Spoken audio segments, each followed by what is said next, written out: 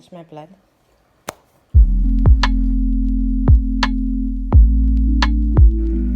Good morning, beautiful people. Good morning, darlings. Hello, hi. Welcome to my channel. My name is Paballo Seipei, and today we are doing a readathon and a book review. So we are reading Touch My Blood by Khumalo.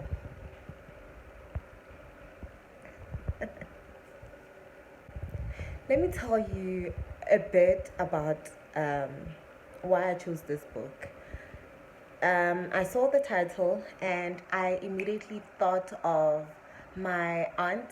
I remember telling you guys that my aunt has this like awkward touch my blood type of thing when she congratulates you in a way. And because it reminded me of my aunt, I thought I'm going to read this book. And before I saw a book review by Marina, also reviewing Touch My Blood, and the smile when she reviewed this book was so contagious. And I was like, you know what, I have to read this book, because if it can make someone smile like that, surely it can make me smile too. So yeah, I'm going to read Touch My Blood. It's a 2-day readathon. Right now it's 11 a.m. We woke up late today, but asikho lapho. It's 11 a.m. and it's a Tuesday, the 20, is it the 27th or the 28th? I'm not sure, but it's one of those days. Anyways, I'm starting to read Touch My Blood. My goal is to finish it in 2 days, so let's see how that goes. Hey guys, so it's 10:50 and I just wanted to update you on my reading of Touch My Blood by Khumalo. I am on page 64. So the reason why I'm updating you now is because I just realized something. And for me, these realizations come when I read and I discover a lot of things. So today I discovered that recitation is a word I've been using most of my life, but I have been saying rustation. That's how I grew up knowing the word. And I was 2 years old when I saw the spelling of the word. I've never seen it before, and I didn't know it was recitation until I read this book today. So let me read the passage for you. In first grade, my class teacher was a Mistress Khumalo. She hated me even though we shared the same surname. The class was big, about 80 children, most of whom were 6 and 7 years old, although some were already teenagers. One of the first recitations we learned was in English, a language new and strange to us. That word, recitation, guys, it's always been rustation, and I've never cared to look for the spelling, because I knew that rustation was like nursery rhymes. So it never occurred to me or bothered me how this word came about. But thank you, Khumalo, for this word that I have learned today. So yeah, that's my update. Let's see where I finish off, and I'll see you tomorrow. Good morning, darlings. Hi, beautiful people. It is day 2. Still reading Touch My Blood. I'm actually going to start after my class. My class is starting now at 11, and when it's done at 12, I'm going to start to finish off my book. I ended up on page 110 last night. I slept at about 1:30, and quite confident that I'm going to finish this book today. So yeah, let me go to my class and I will see you soon.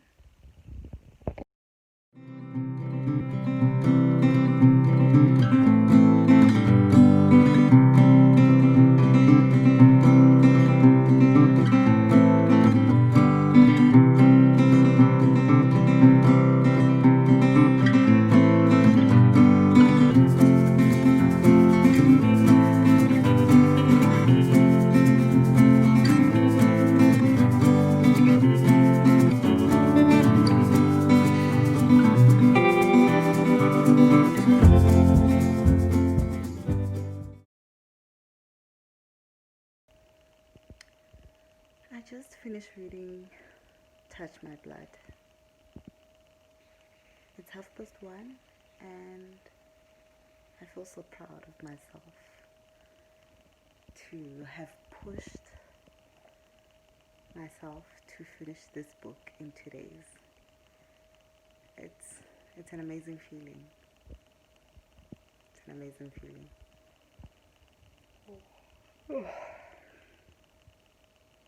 As you can see, I am tired. I'm going to sleep and I will update you on the book when I wake up and I feel refreshed and well rested after finishing Touch My Blood. Yeah, so bye. Hi darlings, so I'm back for a quick review of Touch My Blood by Khumalo. This is a light-hearted read, a very funny book, a book that will get you angry at some of the things or the events that happened, but otherwise it's a very, very nice book by Khumalo. Very quick to read. You can finish this book in a day, literally a day, and you won't want to put it down. I didn't want to put it down, but you know, I have a lot of things that I have to do during the day. But if I didn't have anything to do, if I didn't have the kids, I would have finished this book in a day. Khumalo shares with us his early years of existence, from maybe 5 years or when he began to go to school to his mid-20s to early 30s. That's his early life. And he shares with us in the beginning about where he was born, who his parents were, who his grandparents were, and how they met. And he was basically born in KZN, and at a time where it was tough for a black person, and even tough for them as children. His parents were working for white people, and he grew up in a farm where his parents were working, and he was friends with the kids in that farm, the white people children. And he was then taken to stay with his grandparents. And you know, like most of our grandparents' homes, it's so full. Like you stay in a 4-roomed house, and in that 4-roomed house there's like 20 people staying there. And how you survive, only God knows. But he did survive. And eventually his parents got a house. I can't remember the places. And they got a house. That's when he met a lot of people. And that's when his life basically began. What had happened there was that he realized that he had a love for reading. And he really loved to read. He met a lot of people. He joined gangs. He had different styles for different purposes. And this book is so nice because he shares with us this life that you think is when you watch apartheid movies, sometimes you think these things didn't exist, and then you have people like Khumalo who validate those things to you. And so he lived through it. He lived at a time when IFP was fighting with other parties so that they could be dominant in KZN.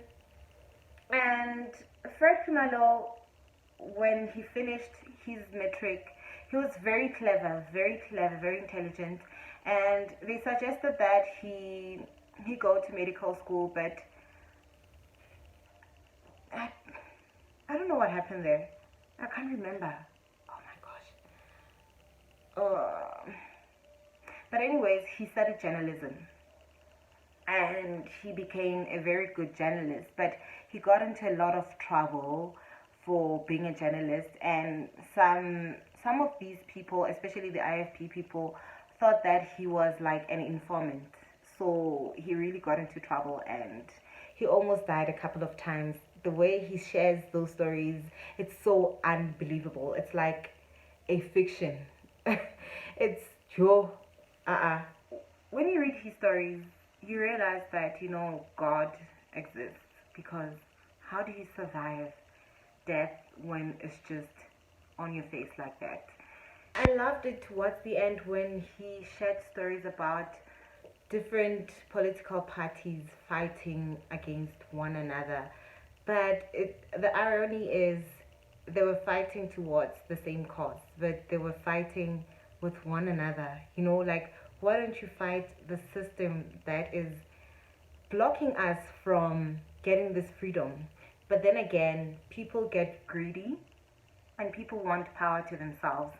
And that's basically what happened. The political parties wanted power to themselves, and they became so selfish that it was a black on black war. And another thing I loved about Fred Khumalo's book is that it's so well written, and it's not it's easy to understand. It's easy to read, it's quick to read, it makes you laugh, and if you're easy to cry, you will cry. And for me, I was like, I related so much with this book and Fred Khumalo, because I know the struggle, especially when he spoke about when he had to get like an in-service training and he didn't get it. He wrote letters and he didn't get it. When I started journalism and we were supposed to do like an in-service training, it was so difficult for me to get like an internship or training. Even when you tell them I want to volunteer, and it's so difficult, especially for him in an era where, as a black journalist, it's just so hard, because these white newspapers think that you're coming for a different agenda, an agenda that is for black people, when their agenda is like propaganda. And so I recommend this book. I really do, because it's for everyone and it's so funny. It really is funny. I like this part. I'm not a pervert, but there's like a part where Fred Khumalo's father, okay, let me read it for you. This is Fred Khumalo's father sharing this story. He says, "It was inside the Native Affairs offices that I was shocked, speechless," he would later remember. "We were made to stand in a queue. Old men, young men, middle-aged men, all waiting to have their passes stamped in order to get permission to look for work in the town. The queue was moving slowly. I wondered why. As I neared the head of the queue, I realized why. After the white man at the table had had a look at your passbook, he called another white man who was dressed in a white coat to come and look at you. When my father finally reached the table, the white man behind it snatched his passbook from him and paged through it. He asked him where he was born and checked that his response corresponded with whatever was written in the book. Then the white man in the white coat told him to drop his trousers. When he hesitated, my father had his knuckles wrapped with a rubber by the impatient white man in the white coat. Swallowing his pride, he dropped his trousers in front of all the men in the hall. Then the white man in the white coat started probing his penis and testicles with a stick. "Okay, boy, you can go. Don't sleep with the scabarashes of Devon." So the scabarashes are bitches. "They will give you VD. Here, boy?" "Yes, boss." My father was a good nigger who knew his place in relation to the white man. The problem with the stick, he was to later learn, was supposed to be a medical examination to ensure that the black man was not bringing venereal disease into white South Africa. Those with a swelling or some sores around their privates were dispatched back home. Outside the hallowed confines of the native offices, black men never spoke about their experiences at the PP office, as it was called. Black people would joke about anything including death, but they couldn't joke about what happened inside the PP office. I loved that PP office. Like, yeah, yeah, that was my favorite part. I don't know why, but it was my favorite part.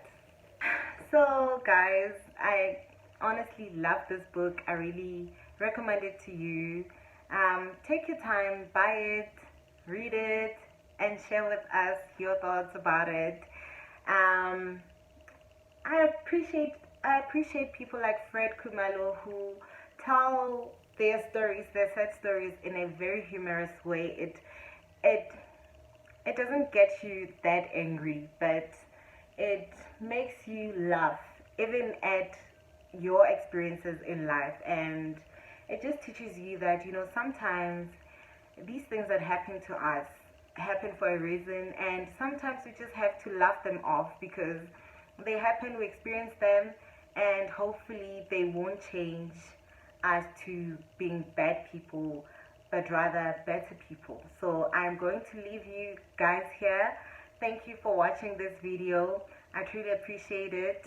Don't forget to like, comment, and subscribe to my channel. Thank you again. Bye.